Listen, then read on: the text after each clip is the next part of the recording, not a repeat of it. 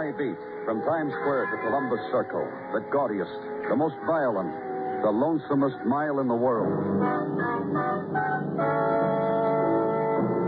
Broadway is my beat, with Larry Thor as Detective Danny Clover.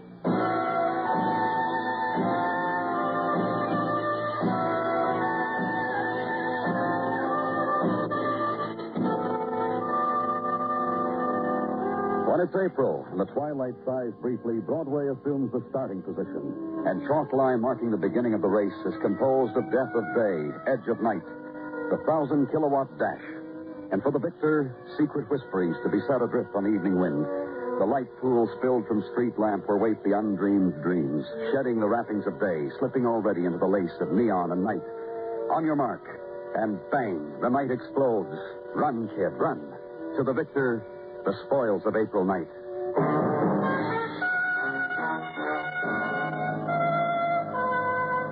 And at headquarters, night watch. Small trickle of minor violences to be interrogated, recorded. Conversation concerning other April nightfalls with colleagues. Outgoing tide of night. And somewhere in it, the phone call.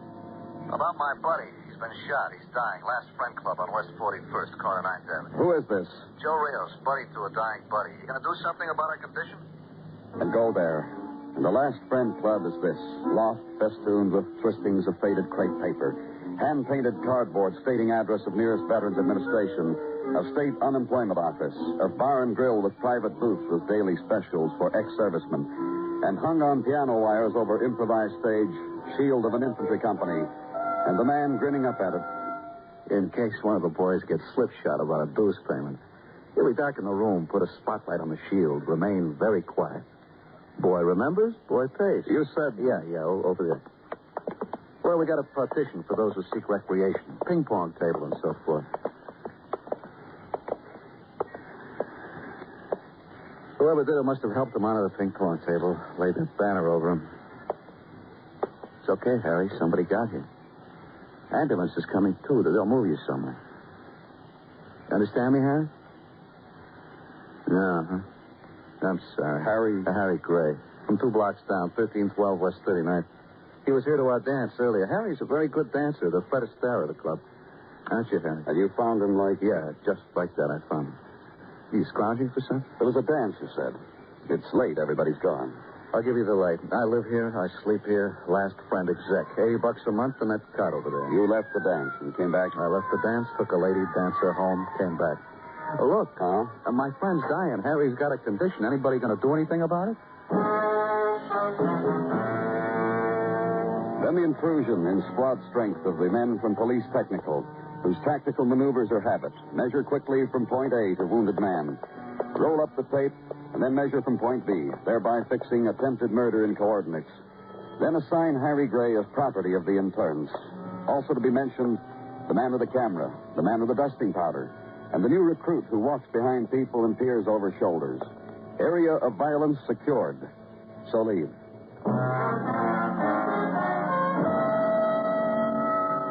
2-block squad car ride through night's first ebbing. Edge of the world time of empty street and window blinds and stars. Find an address and ring a bell. And wait and ring again.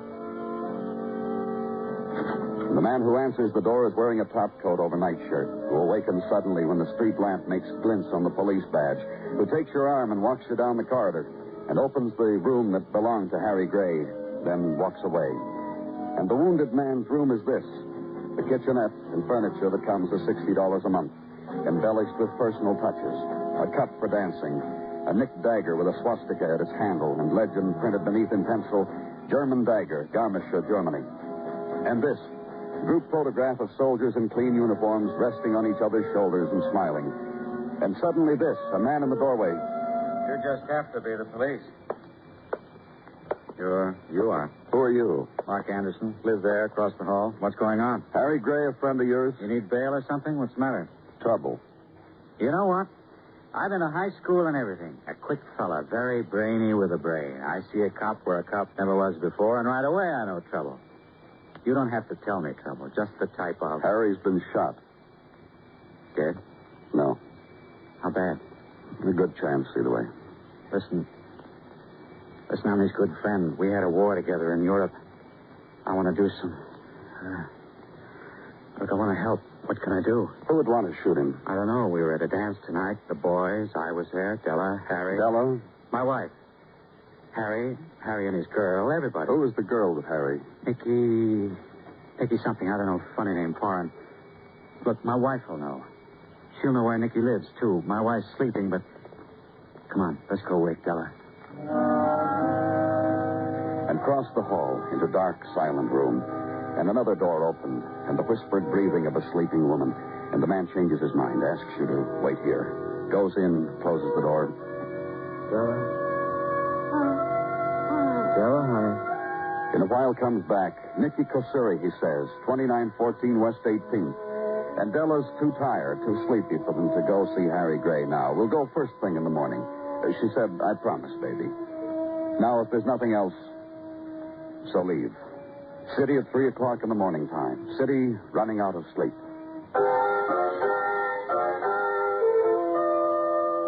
And later in the morning, West 18th Street. And a girl, Nicky Kosuri. Girl in scarlet. Girl in a hurry. Girl on her way to work. I will be late, Mr. Clover. You understood, Miss Kosuri, about Harry's dying. About someone wanting to kill him. Yes, I understood. Well... I like Harry. Very much I like him. You were at the dance with him last night, And it was no fun. I tell you this. A dance and with no happiness. With no laughter. You and Harry didn't have a good time, is that it? I wanted it. For Harry, for me. He wouldn't permit it to happen. He made it bitterness. Do you know why? Miss Kosuri? I think I know. I cannot be sure what is bitterness to men. But I think also it was not I who made it so for Harry. But you know what did. Perhaps. Tell me.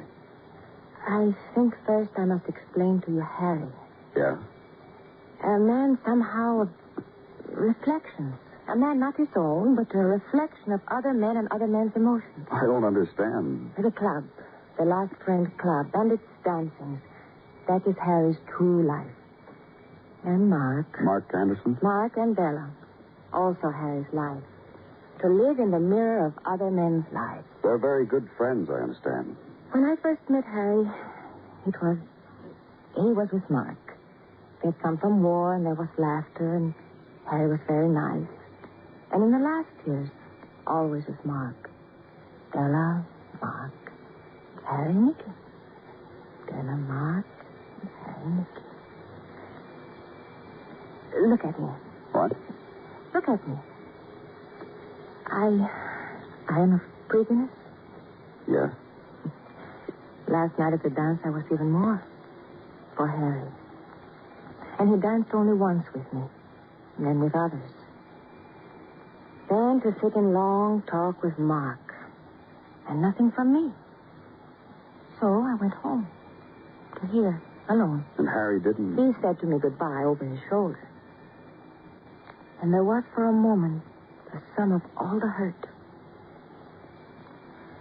And I went home.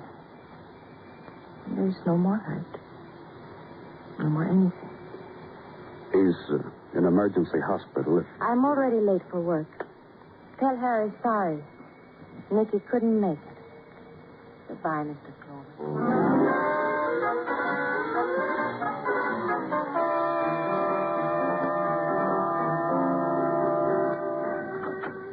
Danny? Oh, come on in, Dennison. You got something? Yeah, I just had a small talk on the phone with Dr. Sinsky. He called from the emergency hospital. And? And you weren't here, so I took the call. Well, thank you very much for your kindness, Dennison. It's very thoughtful. Would you mind telling me what Dr. Sinsky had to say? Oh, not at all. He said Harry Gray was going to die. Yeah. Then he said a real strange thing about Harry Gray. Like what? Harry Gray is a man kind of scarred up, like he once was in the way of shrapnel. Small scars, mostly, you know. You've seen them. Well? Up around his neck, the doctor says, there's a piece of shrapnel still in him. Small piece. Might have caused Harry some pain from time to time. What's that got to do? I don't know. Dr. Sinsky just told me to tell you, that's all. So I told you. Oh. Lieutenant Clover's office, Dennison speaking. Yeah. Yeah, sure. Oh? Mm-hmm. Sure. I'll tell him. Thanks. Mind if I ask you a question, Dennison? Go ahead. Was that call for me? Yeah? Why didn't you just hand me the phone? Look, Danny. What's the matter? Don't you think I can take a message? Dennison. What was the message? From emergency hospital. Harry Gray hasn't got a lot of time left. Also his neighbors, a guy named Mark Anderson and wife are by the bedside. Thank you, Dennison. Anytime. Sweeney, Dennison. Lieutenant Clover's on his way downstairs. I have a squad car waiting for the lieutenant. Will you please? Thank you, Sweeney.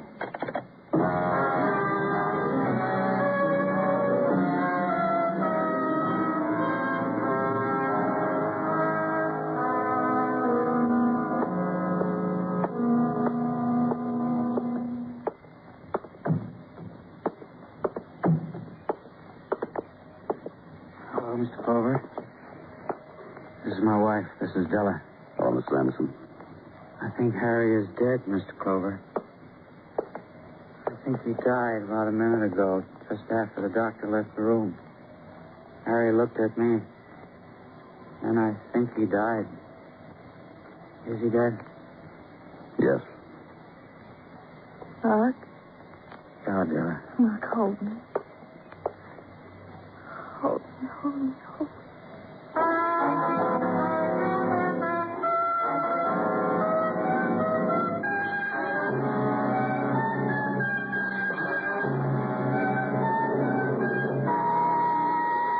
You are listening to Broadway's My Beat, written by Morton Fine and David Friedkin, and starring Larry Thor as Detective Danny Clover. Now, supposing you moved into this suburb. Oh, I'm sorry. I didn't mean to rush in this way unannounced, but I have a thought on my mind. Now, as I started to say before, suppose you moved into a suburb and you moved in at the same time others did. We'll say it's a tract, a big tract. But this neighborhood you've moved into with your wife and family is different. Every one of the families has a different background, different education, language, tastes in music, ideas of fairness and justice. Different in all respects, even down to their ideas of what type of trees should line the street. What would you do to make this a friendly community? Not necessarily a community where everyone would have to conform to one set of ideas, but a community that would work well together, and where the people wouldn't go around hitting each other over the head with shovels or throwing each other into cement mixers. Would you suggest that everyone get together to try to understand each other? Of course you would. And how long do you think it would take? Certainly many years. This is what the United Nations is trying to do in the community of nations. It is man's best hope for peace and justice.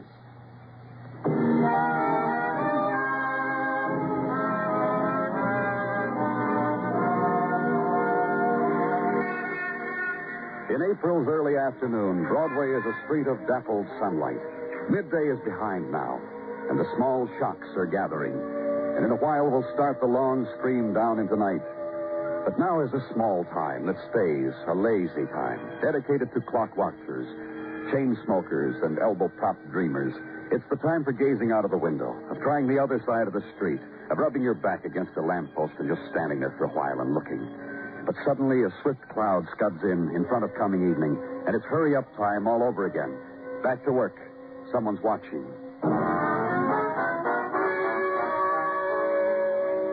And for me, work was office. You swing the swivel back around to face the desk, and the man on the other side of it.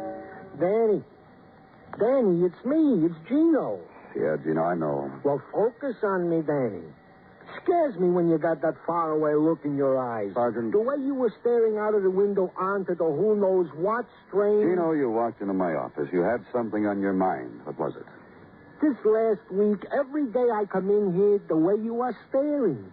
As if you wished you were in another clime or something. Happiness is here, Danny, I assure you. Gino, please. Yes? You have something for me. Bits and pieces, bits and pieces. If you'll be so kind. Last night's deceased Harry Gray was formally, according to questionings of friends, a citizen of Oklahoma. But go on. Who came to New York during World War II and enlisted in the Army. After the war, he did choose to stay in New York instead of returning to his native state. What else, Gino? Well, let me see here. Now, I have here his employment record of the last 5 years. Employed for 2 months as a used car salesman. Employed for 11 days as a canvasser. 3 months in a photographic supply house. A week as cab driver. You fired from all those jobs? Quit. from each and every one of them. Detective Dennison has interviewed 2 or 3 of Harry Gray's former employers only to get the message that Harry was a good worker, but one day failed to show up for work. Restless must have been the word for him. Yeah. Now, anything else? Merely that Harry and Mark Anderson were the best of buddies, each going to bat from time to time for the other. Also this, Harry was under medical care for some kind of ailment. Well, he was sickly? What? According to my notes, 2 of Harry's friends remarked upon the fact that Harry would sometimes get a pain in his arm or shoulder in the middle of a conversation and start yelling for the doctor. That jibes with a little piece of information. Which doctor's name and address I give you now, as dug up by the diligence of Detective Dennison. Oh, Danny, sorry I interrupted. What were you saying? Nothing, Gino. Thank you very much. Uptown now, and turn into the wide avenue where sun shines brighter and marble glows greener, and traffic islands, well-tended gardens rooted in asphalt, railed with iron stakes and breathing the rich mixture sown by exhausts of long, low, yellow convertibles. Avenue of doormen, withering canopies, and polished brass nameplates clinging to stone. Find the one that has Dr. Theodore Lawrence etched into it. Check with the uniformed man who flings fringe of epaulets in a direction, which, when explored, becomes Office of Avenue Doctor, which contains this: magazine folios from Italy and France and Vienna, in calculated disarray on tables of wrought iron and marble. Arrangement of polished driftwood and serene camellias. Tall, blonde nurse, whose voice is modulated to the rustle of the white silk she wears, who asks your name, leans close, and asks you your trouble. Takes them through a door, comes back, says you will be seen now. And the inner office contains music piped in from some long-playing record. Therapy for well-groomed ailments which have been waiting in the outer office. The man who lifts his head from supporting spans of finger and sees you. To this moment, the tragedy of Harry Gray seemed almost distant. Now that you've injected it... Oh, Dr. Lawrence. Nothing to do about it, save react to it again, receive it again, respond to it again. Mr. Clover? Yes? Harry was fine. He was brave. And he died an unheroic and rather ugly death. For all these things of Harry's, I grieve. And others, known only to me. Then you'll want to help us. For Harry? In any possible way I can. You've known him long? There was one of those things in our city once, several years ago. What things? Oh, you know, one of those conventions. I took time off to watch it on Fifth Avenue. The parade. Gallant men walking against withering cold. That's how you met Harry, in a parade? One of the men fell of exhaustion. It was Harry who fell. And fortunately, I was there, and I could go to him. Several years ago. 6, to be exact. And you've treated him ever since? Obviously, you must have known that, or you... May I interrupt, Doctor? Please do. The shrapnel in his neck, that's what you were treating him for. Which gave him some pain. At first, at rather strange intervals. But then... Then what? That little piece of shrapnel in his neck. An oversight by the army surgeons who dug a lot of shrapnel out of him. But this little piece stayed. It was nothing, really. Couldn't something have been done about it? Yes, they could have. But you didn't do it. I could fence with you, but I tell you right out. Harry wouldn't let me. Would not permit it. For the reason Harry said to me... Said what? I was only trying to phrase it as he did. Harry said, you take that scrap metal out of my neck, Doc, I stop being a hero. And he said something else. You want to hear? Yes. He said, I got a souvenir, Doc. Nothing, nobody takes it from me. I'm that fond of it. One more question. As many as you like. This office, where it is, you, expensive. Harry was a gallant man. Harry was what he was. I made an arrangement in my fee for that. Just that one question? Yes. Thank you. Good day, Mr. Clover. So leave the doctor now, head bowed down again to the cradle of his fingers. Outside, and the night, find a restaurant that advertises a specialty of charcoal broiled steaks, but is all out of steaks tonight when you finally get a table. But the chicken is fine, you're assured, and it is, although slender. So pay the check, leave the tip, and outside again. Squad car ride again, cross town now to East 41st, Last Friend Club. And that badge admits you any place, mister. Yes, sir. The fellas at the green felted card tables are just playing for chips. And everybody's just here to enjoy a quiet evening. You can see that for yourself. Then ask a question. Pose a man's name, Joe Rios. Man who a couple days ago phoned in a call that a man here was dying. Ask to see Joe Rios. Be taken to him. This way, mister. Joe's in back having a beer.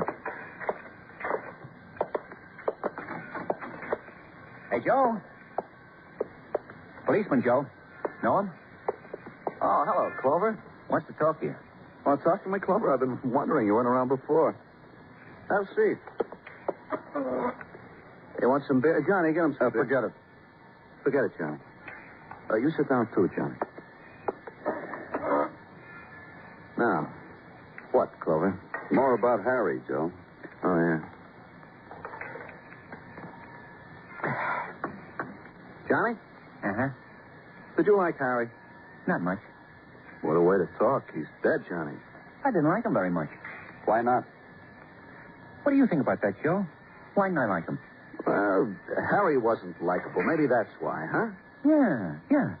Mr. Clover, Harry wasn't One like... of you boys kill him? You kill him, Johnny? No? You, Joe? Nah. Who did? Who would want to kill him, Joe? Harry was a hero, Clover. No one wants to kill heroes. What do you mean? Hero, Hero. Saved a buddy's life. Makes heroes. Right, Johnny? The best way to be one. East side of the Rhine, Clover. All of us. We just crossed. Ambush. Grenade got tossed. Harry got in the way of it. Between the grenade and Mark. Saved Mark's life. Yeah, Mark appreciates it. Would you say so, Johnny? Yeah, I'd say so. I'd say so, too. Faster than you, Johnny. Well, I was just thinking, that's all. Oh. Yeah. Thinking. How about that Atlantic City thing? Yeah, Atlantic City. Mike got married, Clover. Married fella. Took her down to Atlantic City for a honeymoon. 2 days later. What happened? Harry showed up. Stayed the rest of the week with him. Joe. Uh-huh. Harry couldn't hold a job. How did he live? Where'd he get his money from? Well, we just told him, didn't we, Johnny? Well, sure we did. We just told you, Clover. Hi, Clover.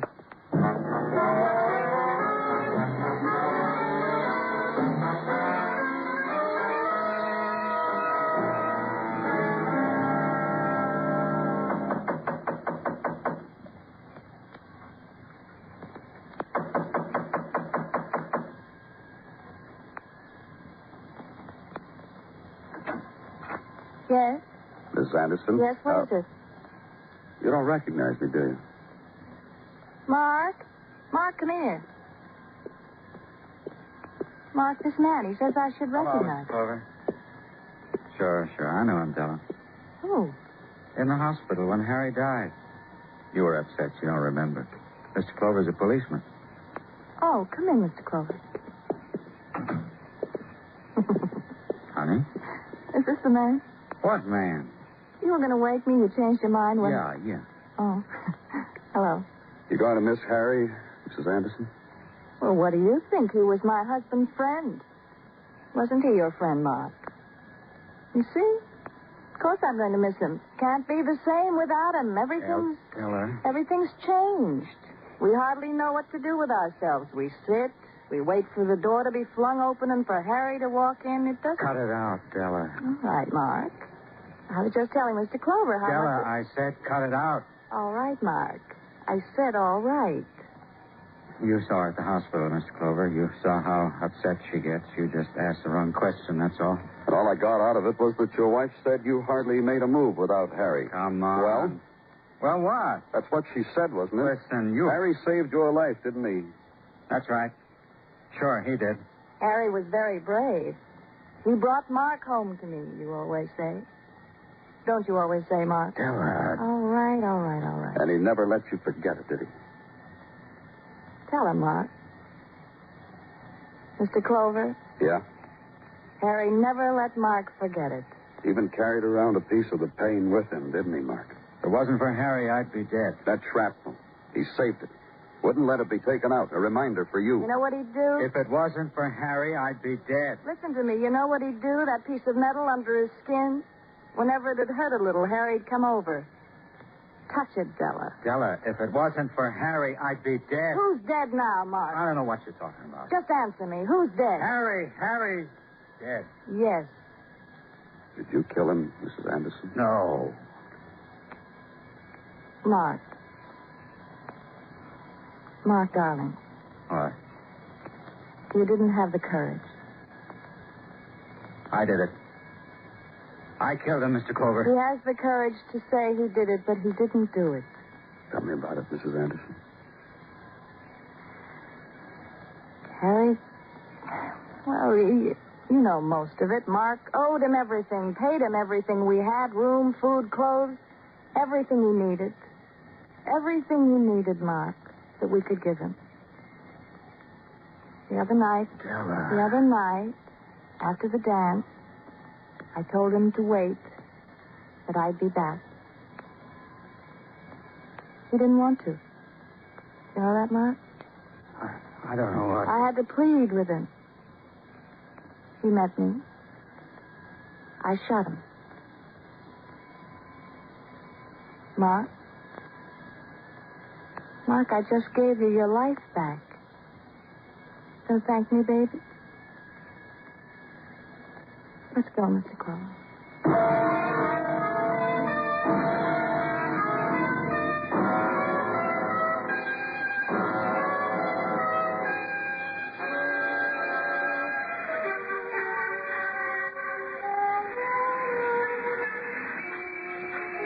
In the springtime, night sighs down on Broadway like a rosy promise.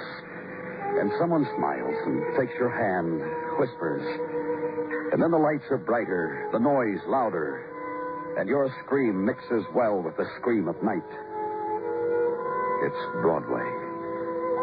The gaudiest, the most violent, the lonesomest mile in the world. Broadway. My beat.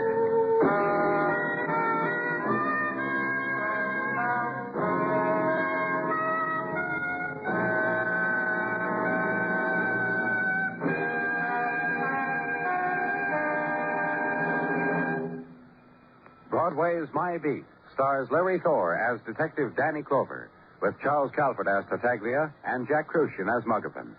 The program is produced and directed by Elliott Lewis, with musical score composed and conducted by Alexander Courage. In tonight's story, Mary Jane Croft was heard as Della and Whitfield Connor as Mark. Featured in the cast were James McCallion, Lillian Byeth, Hy Averback, and William Johnstone. Bill Anders speaking.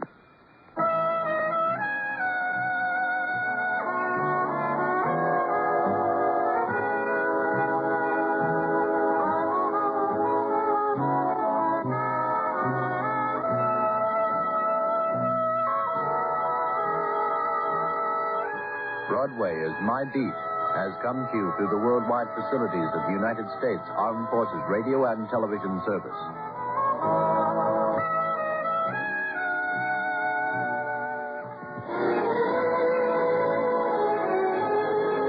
For the past 55 minutes, you've been listening to the best in radio drama with Theater 5 and Broadway's My Beat.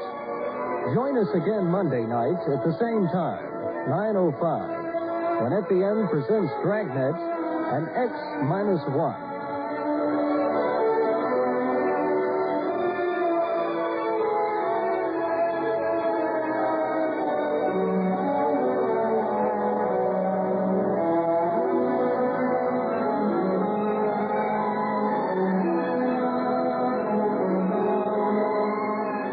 If you're considering applying for either a hardship discharge or a compassionate reassignment, be smart.